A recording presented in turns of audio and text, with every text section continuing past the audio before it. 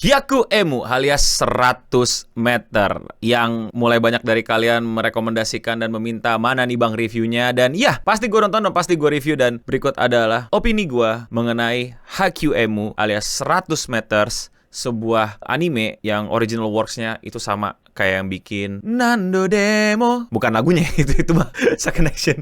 Tapi si Owoto bacanya gimana sih? Gue agak pusing. Ya itulah, Orb on the Movement of Earth. Jadi apa opini gue mengenai 100 meters?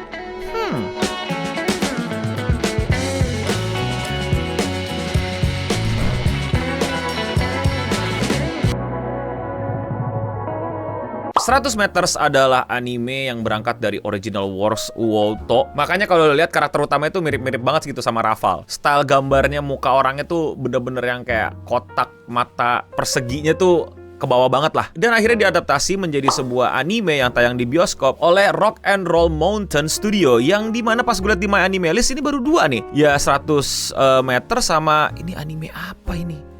Ongaku. Dan disutradarai sama Kenji Iwaisawa, yang sorry banget karya-karyanya nggak gua ikutin. Salah satunya adalah si Ongaku sendiri dan ya Hyaku Emu ini. Pertama, permintaan maaf dulu kenapa baru bisa sekarang. Pas udah nyampe OTT baru di review, kenapa nggak kemarin-kemarin. Karena demi apapun lu bisa tanya sama anak-anak kontrakan, anak clean sound, gue tuh udah pengen banget. Bahkan sama anak-anak Wii Movie yang namanya sekarang akan jadi SMS. Itu kita udah rencanain. Tapi pas kita cek bioskopnya, jauh banget, kayak di pelosok entah di mana gitu. Biasanya tuh kalau nggak yang di pusat kota atau nggak di Depok tuh ada. Biasanya tuh di mall yang sonoan jauh tuh.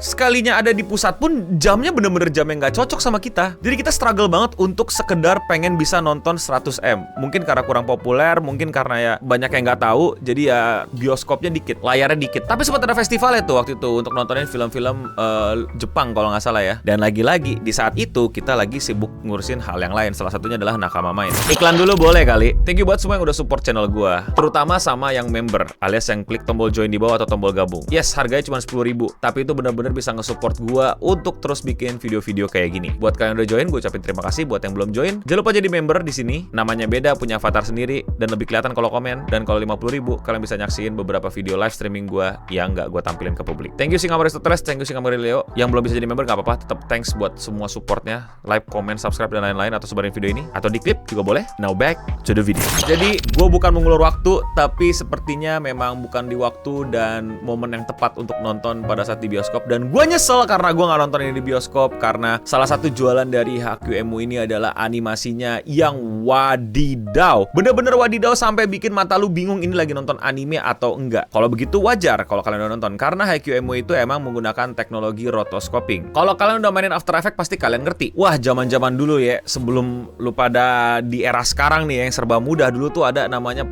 prosedur rotoscoping, dan itu bahkan ada orang yang kerjanya cuma rotoscoping. Jadi satu frame satu-satu kita tandain tuh. Misalnya kita mau ngelihat pergerakan matanya gitu, begini nih. Ntar itu ditandain tuh. Ya walaupun ada auto rotoscoping yang dulu sempat ada, tapi kadang-kadang ada miss-nya tuh. Jadi kita mesti satu-satu tandain, gerakin. Itu salah satu prosedur lah. Ada prosedur lain lah, mungkin gerakin baju, gerakin 3D, atau gerakin efek, gerakin api. Aduh, itulah rotoscoping. Kasarnya frame per frame. Nah, rotoscoping di anime ini frame per frame-nya itu orang syuting duluan dulu. Jadi orang syuting biasa dulu, habis itu semuanya digambar ulang. Digambar ulang, satu frame satu gambar. Makanya halus banget. Makanya kayak lu bingung ini nonton anime apa enggak, karena anime biasanya let's say 25 sampai 30 frame per second pas udah render ya maksud gua. Tapi ini lu gambar ulang semuanya kira-kira 60 frame per second atau bahkan lebih. Jadi sangat-sangat wadidaw. Ya gue berdoa aja lah semoga tangan lu pada tuh kagak yang sampai sakit tuh, yang animator-animator pada nggak bisa jerak gitu.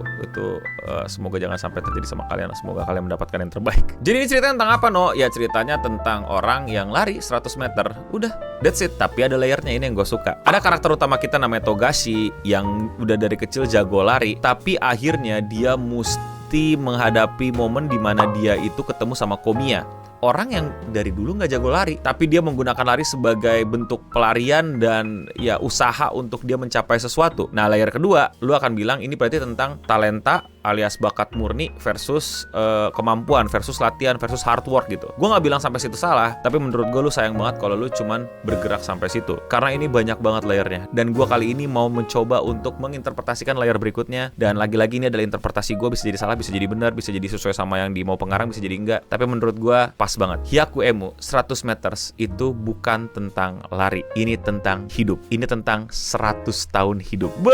Itu yang gue interpretasikan, bahwa lu tuh melalui 100 tahun hidup lu selama 10 detik. Jadi dilak-dilak lu harusnya udah cocok yang kayak gimana dia bilang bahwa 25 tahun lu semuanya ditaruh di momen 10 detik ini. Bagaimana setiap orang itu keliling cuman buat nanya kenapa lu berlari. Ini masalah eksistensialisme. Bagaimana lu memaknai nilai, memaknai hidup itu sendiri, atau bahkan hidup itu ada nilainya apa enggak. Togashi menurut gue sangat kental dengan proses eksistensialisme dirinya sebagaimana dia karakter utama. Dia mencari, melupakan, meninggalkan, bahkan menghapus nilai-nilai kehidupannya tentang lari simbol di sini, dan dia lebih ke orang yang mencari dan belajar untuk menemukan nilai-nilainya. Sampai akhirnya idealisme dia ditabrakkan dengan idealisme orang lain, atau bahkan dia menabrakkan idealismenya dengan orang lain. Di arc pertama kita bisa melihat Togashi itu ditabrakkan dengan idealisme Komiya, yang dimana Togashi menganggap kayak ya udah gue jago lari, mungkin hidup gue didefinisikan sebagai lari, tapi gue jago, gue suruh juara 1, itu cukup buat gue. Hadirlah Komiya yang gak bakat lari, yang gak bisa lari, tapi terus berusaha lari, bahkan sampai diajarin lari, bahkan sampai kesusahan untuk berlari karena sepatunya rusak, tapi dia tetap pengen berlari karena dia pengen ngerasain medali itu. Ada lagi nih Gami Takeru yang menjadi senior, yang bilang lari itu udah benar-benar untuk menjadi juara 1. Bagaimana juga dia punya beban tentang legacy keluarganya yang jago lari, sampai akhirnya badannya menyerah, tapi dia kembali menyukai lari pada saat Togashi hadir ke hidupnya. Lalu ada Zaitsu yang tadinya menjadi kebanggaan Jepang, tapi tiba-tiba tersenyum pada saat dibalap sama Kaido dan memutuskan untuk berhenti berlari. Lalu kita dihadapkan dengan Kaido, sosok abang-abang yang udah gua tahu ini siapa pengisi suaranya, Kenjiro Suda, yang bilang bahwa yang udah jadi tua banget tapi dia selalu menjadi juara 2, tapi dia nggak perlu dengan pencerahan, omongan orang, glory apa segala macam. Value atau nilai kehidupan dia adalah urusan dia sendiri, dia yang nentuin. Dan gue ngeliat gitu kalau si Kaido itu sebenarnya nyaman-nyaman aja dibilang sebagai the forever runner up, the forever juara 2, sampai akhirnya masyarakat bilang Zaitsu atau Komiya, Zaitsu Komiya, Zaitsu Komiya, Zaitsu Komiya, dan ceter. Lah, gue masih di game ini loh. Lalu dia lihat, apakah ini genjutsuku? Kalau ini genjutsuku, saatnya aku berlari keluar dari genjutsu ini. Jebret. Dan dia buktiin kalau dia juara 1. Gue sangat beresonansi sama bagaimana sosok Kaido ini memvalue nilai-nilai kehidupan sih. Dan mungkin kalian juga lebih beresonansi dengan nihilisme Komiya gitu. Kalau kalian sadar, dia lebih nihilisme bahwa ya gue juara 1, terus habis juara 1, mungkin gue juara 1, terus apa lagi? Ya udah, apakah semua ada artinya? Ini semuanya kehampaan dan ya udah. Tapi bedanya dia nggak ya udah terus cuek garuk-garuk pantat. Dia ya udah, tapi dia tetap aim for it. Itu kalau gue menamakannya sebagai negatif nihilism. Ya gue tahu hidup nggak ada gunanya, tapi ya udah gue berjuang yang terbaik. Terserah mau isinya kosong apa enggak. Dan mungkin lo juga beresonansi atau lebih cocok sama Togashi yang bilang bahwa dia lebih merasa hidup ketika dia give it all. Bahkan ketika dia akhirnya merasakan cedera, bahkan ketika akhirnya dia tahu bahwa kedepannya dia mungkin nggak bisa lari lagi. Tapi 10 detik dalam hidupnya merasakan give it all, itu adalah momen terbaik yang nggak bisa semua orang rasakan. Nah, coba kalian komen di bawah, kalian Togashi karena lebih cocok Komiya, atau lebih cocok Kaido, atau lebih cocok Nigami, atau lebih cocok Zaitsu? Gua Kaido. Gue sangat cocok dan sangat beresonansi dengan Kaido. Dan mungkin gue berpindah lagi, tapi ya untuk sekarang gue sangat beresonansi dengan bagaimana nilai-nilai dalam Kaido itu diterapkan. Gue lupa dialog siapa ya, tapi ini menurut gue dia sebenarnya ngomongin hidup, tapi di sini ngomongin tentang 100 meter. Gue lupa siapa. Kayaknya antara Togashi sama si Nigami deh, tapi coba gue ingat-ingat ya. Jadi dia ngomong tentang, kok dipikir-pikir aneh ya, kita berlatih, kita berjuang bertahun-tahun, berpuluh-puluh tahun, 25 tahun, dan itu semua dipertaruhkan di 10 detik karena lari itu cuma 10 detik. Agak gila gak sih? Agak aneh gak sih? Wait, kayaknya ini ngomong Zaitsu deh, correct me if I'm wrong di kolom komentar di bawah. Terus dia bilang kayak, ya itu serunya gak sih? 100 meter sini pendek banget, jaraknya cuma 100, cuma sekitar 10 detik untuk dilalui. Ada kendalanya, ada masalahnya, lu mesti persiapan gila-gilaan. In the end bahkan mungkin lu gak menang, atau mungkin lu menang. Tapi bukankah itu kenikmatannya? Tapi bukankah itu magicnya? Tapi bukankah itu yang bikin itu seksi dari 100 meter itu? Nah, coba dari kata-kata tadi, lu ganti semua 100 meternya jadi hidup. Beuh! Wow! Waduh, filsafat bener lu. Tapi gimana menurut kalian? Ya paling menurut gue oke-oke aja ya kalau lu cuman bisa enjoy dari visualnya, enjoy cuman dari layer talent versus bakat. Gue cuman pengen ngajakin lu bahwa anime itu bisa lebih dari sekedar itu.